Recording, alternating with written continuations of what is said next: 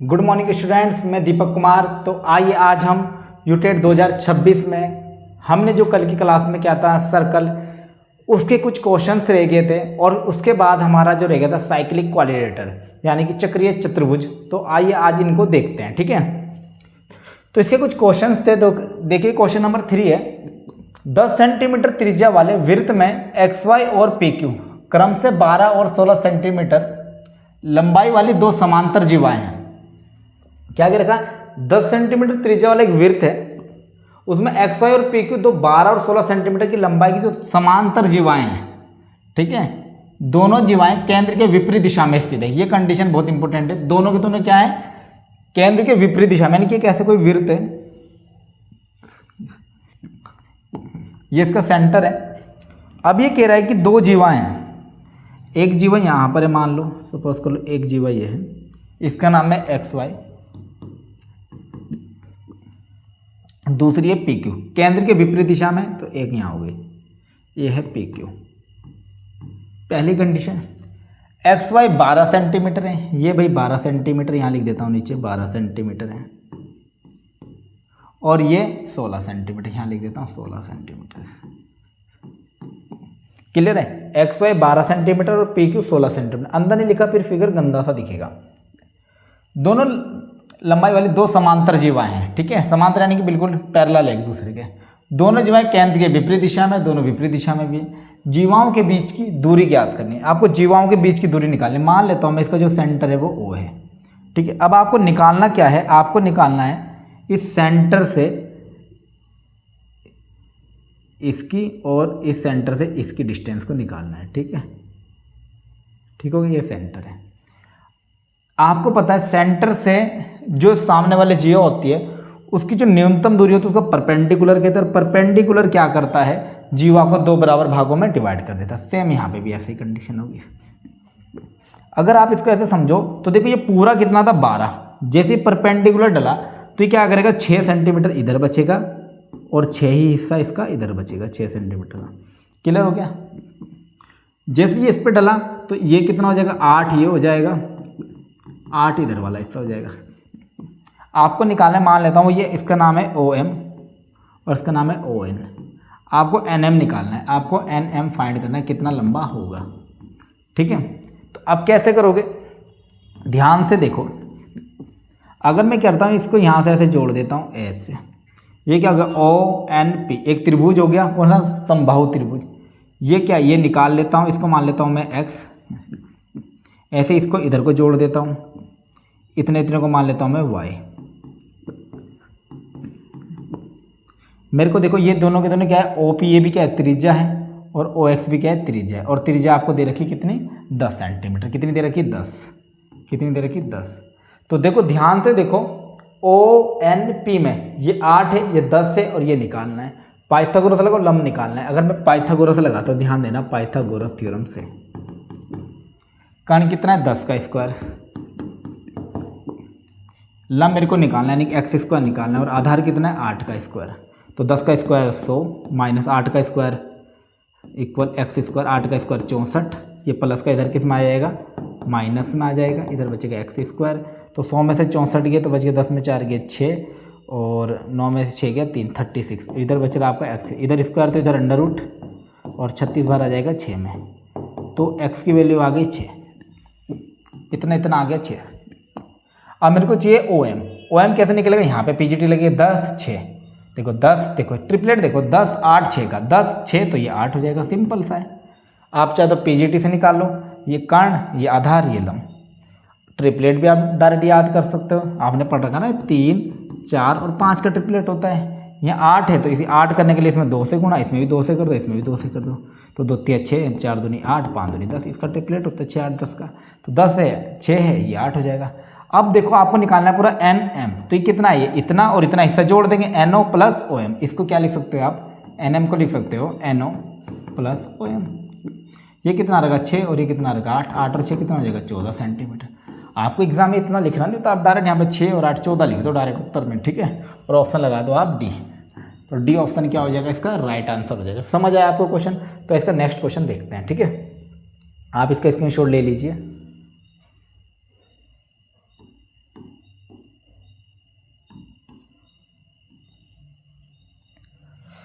तो second question है, दो समान वृत्त जिनमें से प्रत्येक की त्रिज्या 24 सेंटीमीटर है। दो समान वृत्त हैं जिनमें प्रत्येक की त्रिज्या 24 सेंटीमीटर है। समान वृत्त का मतलब उनकी त्रिज्याएं बराबर है, ठीक है, प्रत्येक की त्रिज्या 24 सेंटीमीटर है। एक दूसरे को इस प्रकार प्रतिच्छेद करते हैं कि उनमें से प्रत्येक दूसरे के केंद्र से होकर गुजरता है। एक दूसरे को ऐसे काटते कि दूसरा उसके सेंटर से होकर निकलेगा। उभयनिष्ठ जीवा की लंबाई ज्ञात करो, यानी कि एक ऐसे है, एक सर्कल है, इसका सेंटर जो है ये है, या ऐसे समझो। पहले मैं सेंटर बना देता हूँ दोनों के, पहले मैं क्या करता हूँ, दोनों के सेंटर बना देता हूँ। एक का सेंटर ये है, थोड़ा मोटा कर देता हूँ, और दूसरे का सेंटर सपोज कर लो ये है, ठीक है। अब जो वृत्त बनेंगे, वृत्त इस प्रकार से बने हुए हैं। ये जब ऐसे ड्रॉ किया गया है तो ये ऐसे जाता है इसके सेंटर में, और ये वाला जो जाएगा ये ऐसे जाएगा इसके सेंटर से होता है बस, ठीक है। यानी कि हमें ये पता चल गया, जो यहाँ वाला है ये इसका सेंटर और ये इसका सेंटर है, ठीक है, दोनों का। इसको मैं नाम देता हूँ, इसका नाम है O1 और इसका नाम है O2, ठीक है। थोड़ा बड़ा दे दिया इसको इस तरह से कर लो, ठीक है। इसको O1 लिख दो और इसको O2, क्लियर हो गया। अब आपको क्या कह रहा है, ये कह रहा है एक दूसरे को इस प्रकार प्रतिच्छेद करते हैं कि उनमें से प्रत्येक दूसरे के केंद्र से होकर गुजरा, दोनों केंद्र से होकर निकल रहे। उभयनिष्ठ जीवा की लंबाई ज्ञात। उभयनिष्ठ जीवा क्या हो जाएगी, इनकी ये हो जाएगी, ये दोनों की जीवा देखो। O1 वाले की जीवा देखो इस परिधि से परिधि पे टच हो रही है, और O2 वाले के लिए भी परिधि से परिधि पे टच हो रही है। ये क्या होगी, इसकी उभयनिष्ठ जीवा। इसका नाम देता हूँ मैं AB। क्या नाम है इसका, AB। इसकी लंबाई निकालनी है आपको। कैसे निकालेंगे इसकी लंबाई, वो अब आपको यहाँ पे समझना है। मान लीजिए इस दोनों की त्रिज्या 24 सेंटीमीटर है। दोनों की त्रिज्या कितनी है, 24 सेंटीमीटर है। तो अगर मैं ऐसे यहाँ से इस पर परपेंडिकुलर डालता हूँ, ठीक है, और यहाँ से इस पर डालता हूँ, क्लियर है यहाँ तक। ये पूरे का पूरा हिस्सा कितना है, 24 सेंटीमीटर। देखो ये सेंटर इसके सरफेस तक होगी ना डिस्टेंस, ये 24 हो गया, क्लियर है। अगर मैं इसको यहाँ से ऐसे मिलाता हूँ ए से, ये भी क्या है देखो, O1 से सरफेस की डिस्टेंस, ये भी क्या है, त्रिज्या है। इसको मिलाता हूँ O2 पे, ये क्या हो गई, O2 की त्रिज्या। देखो O1 से A की डिस्टेंस जो हो जाएगी, इसकी रेडियस में जाएगी, सेंटर सरफेस की रेडियस है। O2 से A तक ये इसकी रेडियस है, और दोनों की रेडियस आपस में बराबर है, इसलिए मैं स्मॉल r से रिप्रेजेंट कर रहा हूँ इनको, क्लियर है। कितनी है दोनों की त्रिज्या, 24 सेंटीमीटर है, 24 सेंटीमीटर है, क्लियर है। ये भी 24, ये भी 24। तो हमें एक चीज़ समझ आ गई कि जो त्रिभुज O1 O2 है, यानी कि जो त्रिभुज O1 A O2 जो है वो कैसा एक समबाहु त्रिभुज है। कैसा त्रिभुज है, क्योंकि तीनों भुजाएं क्या है, बराबर है, समबाहु त्रिभुज है, ठीक है। इसकी ऊंचाई निकालनी है। ऊंचाई निकालनी तो देखते हैं, देखो हमने क्या पढ़ा है, देखो हमने ना समबाहु त्रिभुज सूत्र पढ़ा है। पहले सूत्र समझ लेते हैं क्या होता है। Area of equilateral triangle, area of equilateral triangle होता है √3/4 साइड स्क्वायर। वहीं पे इसको हम ऐसे भी लिख सकते हैं 1/2 बेस। बेस क्या होता है इसका, साइड, क्योंकि इसकी सारी साइड इक्वल होती है, इंटू हाइट। हाइट को मैं क्या लिख देता हूँ, h लिख देता हूँ इधर रूट। अब इसको मैं फॉर्मूला बता रहा हूँ कैसे बनाए। A², 2 से 4 कट गया 2 बार, A से A कट गया, तो h जो हो जाएगा, h हो जाएगा ऊपर √3/2, और यहाँ क्या बच गया A। तो कभी भी समबाहु त्रिभुज की जो हाइट निकाली जाती है वो इस फॉर्मूले से आप डायरेक्ट निकाल सकते हैं, √3/2 A से, ठीक है। तो अब आपको इतना नहीं सोचना है, इसकी जो हाइट हो जाएगी, यानी कि मैं इसका नाम यहाँ पे AM दे देता हूँ, यानी कि AM क्या है, इसकी हाइट है, क्या है, हाइट है। और हाइट के लिए हम डायरेक्ट यूज करते हैं √3/2A। तो √3/2, और A कितना है, इसकी भुजा कितनी है, 24, आ गया 24। 2 से काटोगे 24 को तो आएगा 12। देखो चलो मैं भी ऐसे कर देता हूँ, ये हो गया 12√3, ठीक है। ये निकली इतनी, तो इतना हिस्सा और इतना हिस्सा डबल ही तो है इसका भाई। AB जो है वो AM का 2 गुना है, इतना भाई। यहाँ पे वही कंडीशन अगर आप अप्लाई करोगे, दोबारा करोगे, ये 24, ये 24, ये फिर हाइट वही उतनी आएगी सेम निकल के। तो इसको डबल कर दो ना बस, जितना आया इसमें 2 से गुणा कर दो, तो 12 दूनी 24 3 सेंटीमीटर, ये आ जाएगा। ये डायरेक्ट यहाँ पे 2 से गुणा करते हैं तो भी देखो यहाँ 2 से गुणा करते, 2 से 2 कट जाता, एक ही वैल्यू रखते 24/√3 और शॉर्टकट तरीके से निकलता। आपकी मर्जी आप कैसे कर रहे हो, ठीक है। तो 24/√3 यानी ऑप्शन बी क्या होगा राइट आंसर। ये फॉर्मूला आप अच्छे से याद कर लेना, क्योंकि इस फॉर्मूले पे ही कई बार क्वेश्चन पूछ लिया जाता है, ठीक है। इक्विलेटरल ट्रायंगल में अलग अलग टाइप से क्वेश्चन आ सकता है। तो नेक्स्ट क्वेश्चन पे चलते हैं, इसका स्क्रीनशॉट ले लीजिए। यहाँ बोला गया आपको 2 समान वृत्त इस प्रकार प्रतिच्छेद करते हैं कि प्रत्येक दूसरे के केंद्र से होकर गुजरता है। जैसा बिल्कुल सेम फिगर इसमें बनाया था, इसमें भी वैसा ही बनेगा। यदि वृत्तों की उभयनिष्ठ यानी कॉमन कोड, ये लिख भी रखा है यहाँ पे कॉमन कोड, कॉमन कोड यानी कि उभयनिष्ठ जीवा की लंबाई 10√3 सेंटीमीटर है, तो वृत्त का व्यास क्या होगा। यानी कि देखो बिल्कुल वही क्वेश्चन है, सेम तरीके से होगा। भाई एक का सेंटर ये मान लेता हूँ मैं, दूसरे का सेंटर ये मान लेता हूँ। दोनों के दोनों जो वृत्त है ये वाला जाता है ए से और दूसरे वाला जाता है इसको इंटरसेक्ट करते हुए ए से। कि अगर 2 समान वृत्त इस प्रकार प्रतिच्छेद करते हैं कि प्रत्येक दूसरे के केंद्र से होकर गुजरता है। यदि वृत्तों की उभयनिष्ठ जीवा की लंबाई, उभयनिष्ठ जीवा क्या हो जाएगी भाई इनकी, उभयनिष्ठ जीवा हो जाएगी इनकी ये वाली। इसका नाम दे देता हूँ चल पहले, ये उभयनिष्ठ, इसका नाम है O1, इसका नाम है O2, इसका नाम है AB। ये उभयनिष्ठ जीवा होगी। इसकी लंबाई 10√3 दे रखी, पूरे की लंबाई दे रखी 10 यहाँ पे बना देता हूँ। चलो यहाँ पे चित्र खराब हो जाएगा नहीं तो। ये पूरी दे रखी 10√3 सेंटीमीटर जीवा ये। तो वृत्त का व्यास क्या होगा, वृत्त का व्यास बताना। देखो ध्यान से देखो, अगर आप इसी क्वेश्चन को उसी तरह से करो, देखो ये परपेंडिकुलर बाइसेक्टर, ऐसे ये परपेंडिकुलर बाइसेक्टर, ठीक है। ये जीवा को 2 बराबर भागों में बांट देगा। ये पूरी कितनी थी 10√3, 5√3 ऊपर बचेगी, 5√3 नीचे बचेगी, यानी कि 5√3 बच गई ऊपर, ठीक है, और 5√3 बचेगी नीचे। 2 से भाग हो जाएगा ना, इसमें आधी आधी हो जाएगी, क्योंकि जब लंब डलता है तो उसको जीवा को क्या करते हैं 2 बराबर भागों में समद्विभाजित कर देता है। यहाँ से लेकर यहाँ तक क्या है भाई, इसकी त्रिज्या है ना, और यहाँ से लेकर यहाँ तक भी क्या है, त्रिज्या है। अब ध्यान दो, 2 समान वृत्त हैं तो दोनों की त्रिज्या बराबर होगी। अगर ये O1A इस वृत्त की त्रिज्या R है तो O2A इस वाले वृत्त की त्रिज्या ये भी R ही होगी। ध्यान से देखो, O1 से O2 तक की डिस्टेंस भी तो R ही है। देखो ये पूरा एक वृत्त है तो सेंटर से सरफेस तक की डिस्टेंस भी R ही हो जाएगी।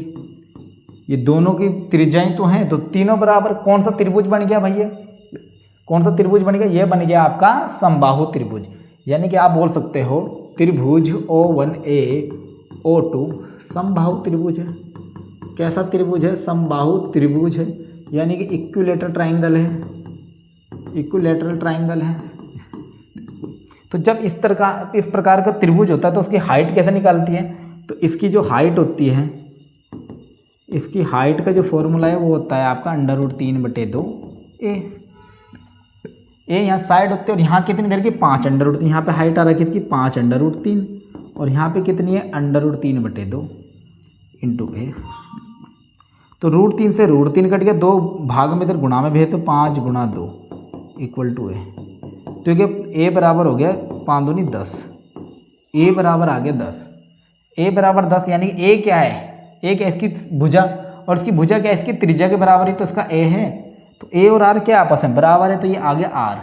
आपको निकालना क्या है, वृत्त का व्यास। तो व्यास क्या होगा भाई, इसका 2 गुना हो जाएगा, तो लिख दो 2 × आर। आर कितना आया अभी 10, ये हो गया 20 सेंटीमीटर।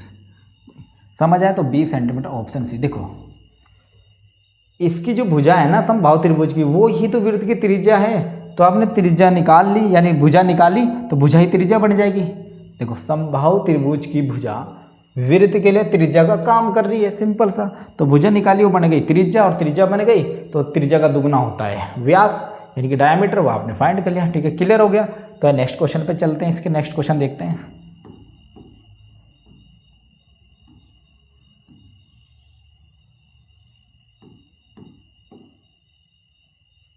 अरे रफो क्यों नहीं हो रहा है, हो गया।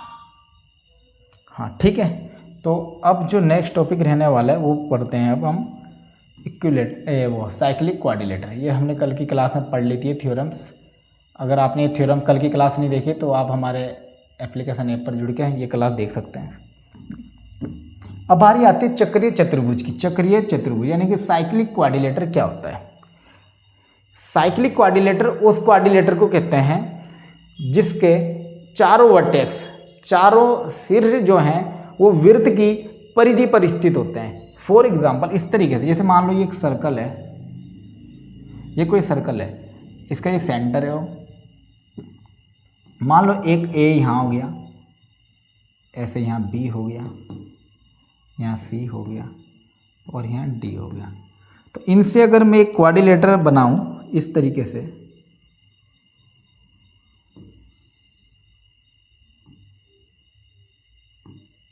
ये यहीं तक है, ठीक है। तो ये क्वाड्री देखो, चारों वर्टेक्स देखो वृत्त की परिधि यानी सर्कमफेरेंस पर स्थित है। तो इस प्रकार के क्वाड्रिलेटर को बोलते हैं साइक्लिक क्वाड्रिलेटर, ठीक है। जिस क्वाड्रिलेटर, जिस चतुर्भुज के चारों शीर्ष वृत्त की परिधि पर स्थित होते हैं उसको बोलते हैं चक्रीय चतुर्भुज। क्या बोलते हैं उसको? चक्रीय चतुर्भुज। चक्रीय चतुर्भुज।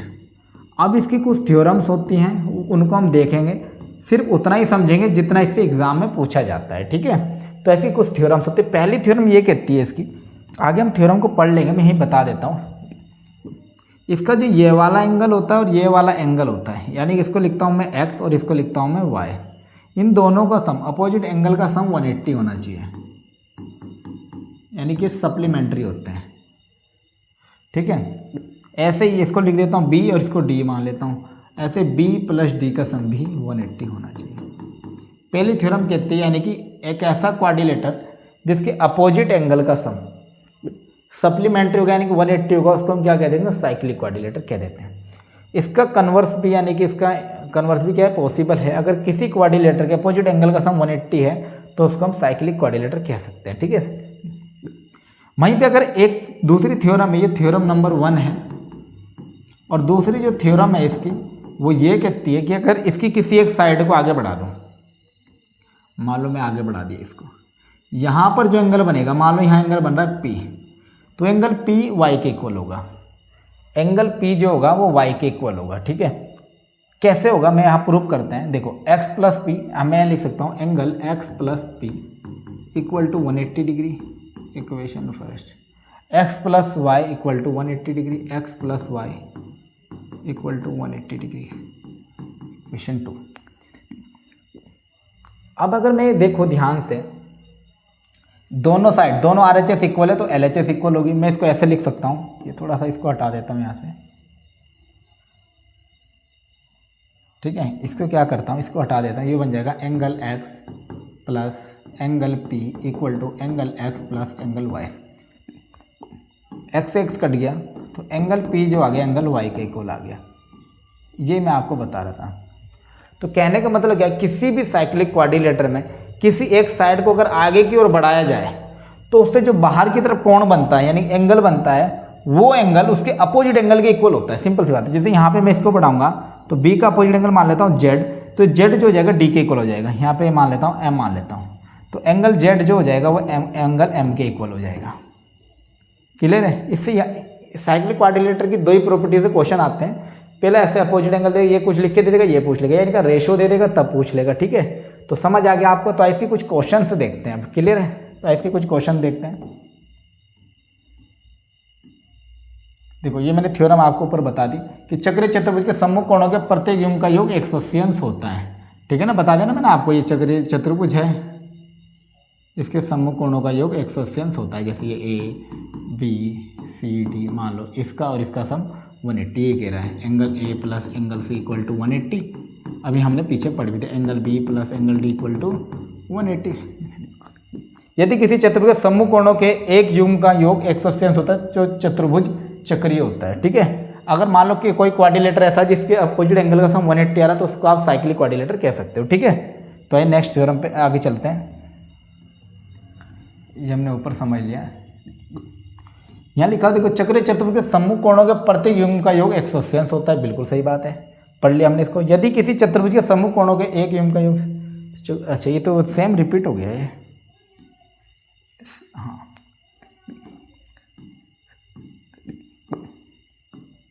आकृति में एक आकृति दे रखी है। ये आकृति तो हमने कल की क्लास में कंप्लीट कर दिया था ये क्वेश्चन, ठीक है, तो आगे बढ़ते हैं, आगे की क्वेश्चन देखते हैं कहाँ से। ये रहा है साइक्लिक क्वाड्रिलेटर का पहला क्वेश्चन। तो ये है साइक्लिक क्वाड्रिलेटर का पहला क्वेश्चन।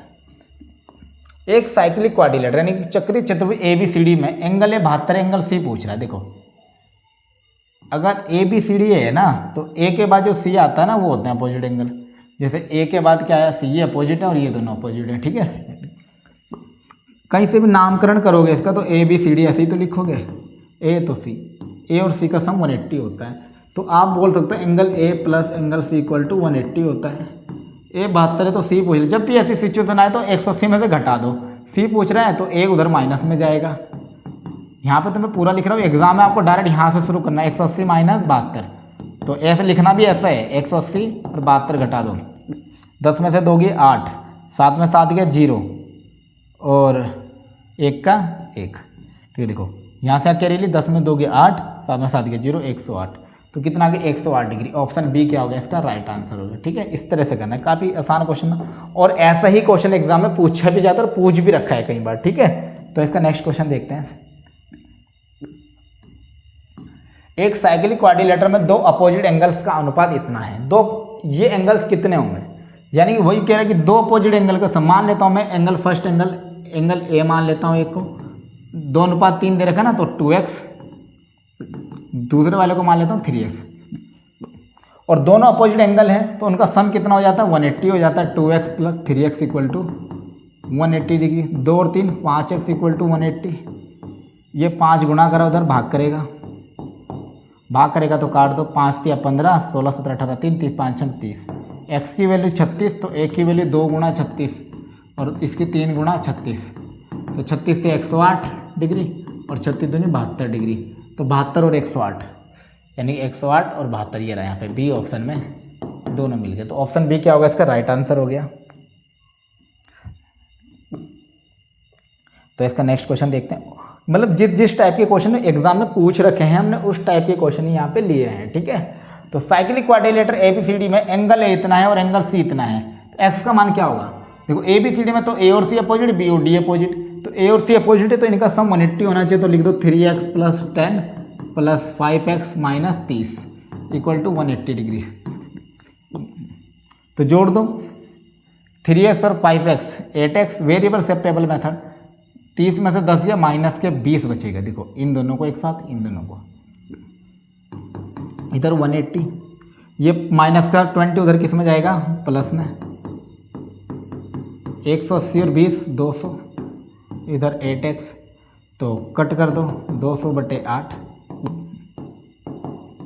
8 से कट गए 8 ही कम 8, सॉरी 8 दूनी 16, दो बार जा रहा है ना, 8 दूनी 16, 17 18 19 20, 4 बचा हो गया। चले 8 पंजे 40, तो 25 आ गया। तो x की वैल्यू आ गई 25। तो x का मान ही ज्ञात करना, तो x की मान आ गया 25, तो कितना आ गया 25। तो ऑप्शन बी क्या हो गया, राइट आंसर होगा। तो x की वैल्यू निकालनी थी तो 25 आ गया। अगर पूछ लेता एंगल है तो यहाँ 25 से 75 और 10 85, ये पूछ लेता 25 पंजे 125 और में से 30 घटा तो 125 में 30 के 95, तो ऐसे भी निकाल सकते। लेकिन उन्होंने x की वैल्यू पूछा तो बी हो जाएगा। ठीक है, राइट आंसर। तो समझ आया। तो आशा है आपको आज की क्लास समझ आई होगी। आज की क्लास में हमने सर्कल के जो छुटे हुए क्वेश्चन थे उनको कंप्लीट किया, साथ में साइक्लिक क्वाड्रिलेटर के जो इंपॉर्टेंट पार्ट्स था जो एग्जाम में पूछ रखा और आता भी है, तो वहाँ से हमने उसके कुछ क्वेश्चंस देखे। तो आज की क्लास को यहीं पे समाप्त करते हैं। तो हमारे चैनल में जुड़े रहने के लिए धन्यवाद। अगर आप यूटेट की प्रिपरेशन कर रहे हो तो आप हमारे सारथी कोचिंग सेंटर एप्लीकेशन ऐप पर हमारे साथ जुड़ सकते हो, जिसमें हमने यूटेट पेपर 1 और पेपर 2 का जो बेंच बनाया है वो मात्र 799 रुपये में ही आपको पूरी क्लासेज। इसमें क्या आपको ऑनलाइन क्लासेज मिलेगी, रिकॉर्डेड क्लासेस मिल जाएगी आपको, और साथ में PDF नोट्स भी आपके लिए अवेलेबल होंगे। वहीं पेपर 2 की अगर मैं बात करूं, पेपर 2 में भी अगर आप चाहे SST से हों चाहे आप मैथ साइंस के हों तो भी आपके लिए फ़ीस मात्र 799 रुपये है। अगर आप बहुत पेपर यानी पेपर 1 और पेपर 2 दोनों का कोर्स लेते हो तो 999 रुपये में मात्र आपको दोनों का कोर्स मिल जाएगा। ठीक है, तो अभी जाइए हमारे सारथी कोचिंग सेंटर एप्लीकेशन ऐप पर। ये हमारे एप्लीकेशन ऐप का नाम है सारथी कोचिंग सेंटर।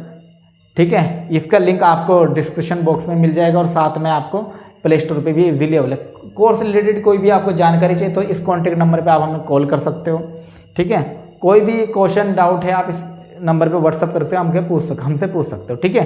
तो हमारे चैनल में बने रहेंगे। धन्यवाद। चैनल को सब्सक्राइब करें, वीडियो को लाइक शेयर करें। तो आज के लिए इतना ही। हर हर महादेव। थैंक यू, धन्यवाद, थैंक यू।